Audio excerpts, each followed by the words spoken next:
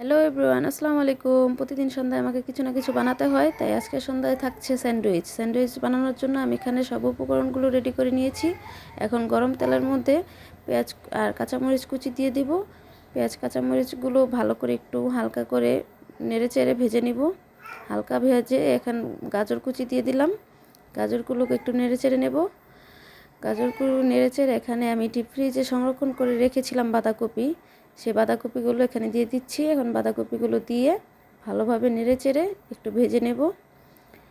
ভাজা ভাজা ভাজা করব। তারপর এখানে সিদ্ধ করে রাখা মাংসগুলোকে আমি ঝুরি করে রেখেছিলাম, সেগুলো দিয়ে দেব।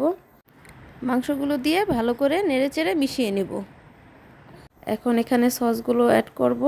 দিয়ে দেব টমেটো সস, সয়া সস এবং ওয়েস্টার সস। সাথে দিয়ে দেব একটু ধনিয়া গুঁড়ো আর গরম মশলার গুঁড়ো। এগুলো সব মশলাগুলো দিয়ে ভালো করে নেড়ে চেড়ে এগুলোকে ভেজে নেব।